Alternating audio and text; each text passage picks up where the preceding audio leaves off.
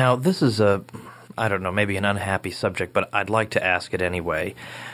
To me, there are some people who say that we worship Rothbard and all, or Mises or whatever. And of course, the last thing Murray or any of the people we admire would have wanted is that we just take what they said as gospel and not investigate on our own or always be modifying where modifications are called for. But the point is, he was a great genius, and I think it would be crazy not to admire him, not to respect his work, to adopt what Joe Salerno calls the Austro-punk position. But I guess I don't understand why it is that there is such sometimes stated, sometimes implicit hostility toward Rothbard in some sectors of the libertarian movement. We might call it the official libertarian movement, where there'll be think tanks that will 100 times mention Milton Friedman for every one time they mention Rothbard, but for every 0 times. I mean, Rothbard is like a non-entity, except perhaps for purposes of ridicule occasionally. What's the source of that? Where's that coming from? Isn't that deranged? Where's that coming from? And of course, they would say we're worshiping Rothbard, but they actually worship Friedman right. So or somebody else. Right. So, yeah. It actually, it's a very interesting point. It all goes back to the whole struggle with the Koch brothers, the famous Koch brothers, Charles and David Koch.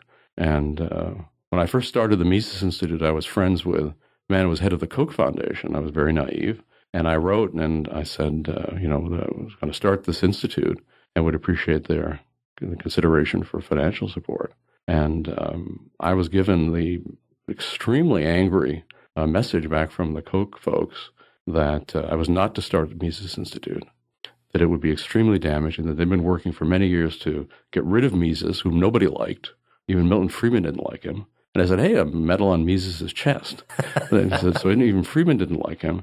He was a huge drag, and they wanted to make Hayek a key figure. And so to start a Mises Institute, not only would they not help, but they would actively oppose it. And indeed, that's, of course, has been the case all these years later. Charles and David are still very bitter. I don't know why. At one point, Charles was a Rothbardian, Charles Koch. I don't know what happened. I don't know why he has still to this day this burning hatred of Murray all these years after Murray's death. But it's true. And so the people you talk about are all either funded by Koch entities or would like to be funded by Koch entities. So really that's what it comes to. It comes to this, it's a decades-long hate campaign. It also goes back to, Murray always said, billionaires don't like to be told no. They're used to being told yes by everybody, and they get very upset when they're told no. And Murray had helped found the Cato Institute with Charles Koch and named it, and was the chief intellectual guru. And then at one point, Charles decided that it was best for his, I guess, business interest or ideological interest or a combination of the two, that things changed and that Austrian economics was really, aside of whether it was true or not, was a drag, maybe like Mises.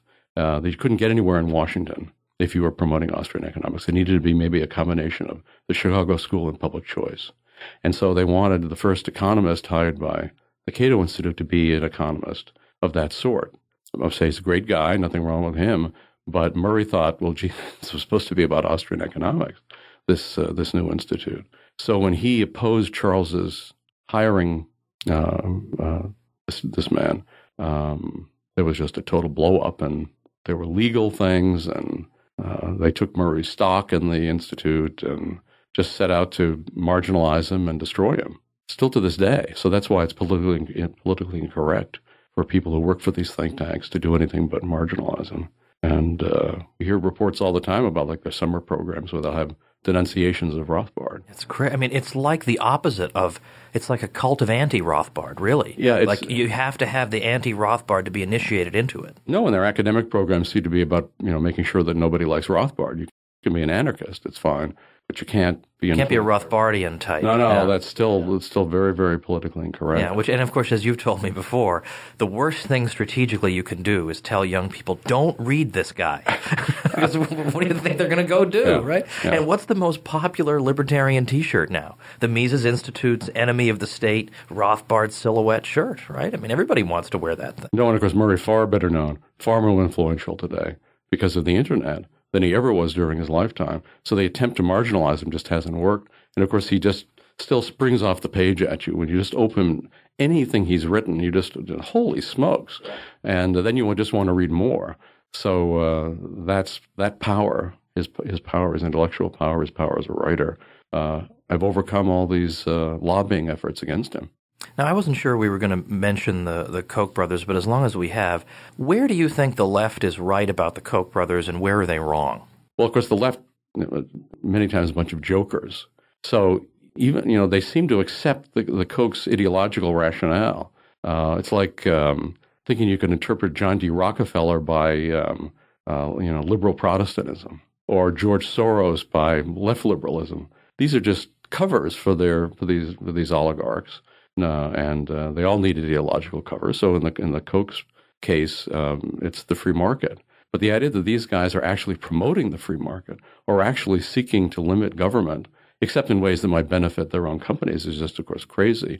So the left is wrong to take them seriously ideologically. They are right that they are very, very powerful, that they are the key donors to the Republican Party, open and confidential.